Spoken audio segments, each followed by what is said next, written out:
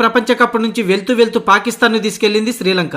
ఆద్యంతం ఉత్కంఠంగా సాగిన ఈ సూపర్ 8 మ్యాచ్ లో పాకిస్తాన్ సెమీస్ ఆశల్ని ఆవిరి చేసింది ఆతిథ్య జట్టు శ్రీలంక. పాకిస్తాన్ ఓపెనర్ ఫర్హాన్ సెంచరీ, అలాగే ఫకర్ జమాన్ 84 పరుగుల విధ్వంసంతో భారీ స్కోరు చేసిన పాకిస్తాన్ లంకను 147 లోపే కట్టడి చేయలేకపోయింది. దసున్ శనక, పవన్ రత్ననాయక్ హాఫ్ సెంచరీలతో వీరోచితంగా పోరాడారు. ఓవర్ కు మ్యాచ్ మలుపు తిరుగుతూ చివరి వరకు ఉత్కంఠ కలిగింది. తొలి 10 ఓవర్లలో వరుసగా వికెట్లను కోల్పోయిన Sri Lanka middle order batter Pawan రత్ననాయకే Pakistan స్పిన్నర్లను ఊచకోత కోశాడు. ఆ తర్వాత కెప్టెన్ షనక అయితే మ్యాచ్ ను గెలిపించేంత పనిచేశాడు. చివరి 2 బంతుల్లో ఒక్క 6 వచ్చింటే చాలు పాకిస్తాన్ పరువు లంకలోనే కలిసిపోయి ఉండేది. ఇప్పటికే సెమీస్ నుంచి అవుట్ అయిన శ్రీలంకకు ఓటమి కూడా మిగిలి ఉండేది. ఎలాగోలా చివరి 2 బంతులు చాకచక్యంగా షాహిసే వేయడంతో మ్యాచ్ 5 పరుగుల తేడాతో పాకిస్తాన్ గెలిచింది. మొత్తంగా పాకిస్తాన్ బౌలర్లు అలాగే ఫీల్డింగ్ చాలా చెత్తగా ఉండడంతో మ్యాచ్ చివరి వరకు ఉత్కంఠ భరితంగా సాగి గెలిచినా కూడా సెమీస్ నుంచి అవుట్ అయింది పాకిస్తాన్ జట్టు. మొత్తానికి ఈ ఓదార్పు విజయంతో పాకిస్తాన్ టోర్నీ నుంచి నిష్క్రమించింది. ఇక న్యూజిలాండ్ సెమీస్ లో చేరింది. ఓ రకంగా పాకిస్తాన్ బ్యాటింగ్ తీరు చూస్తే,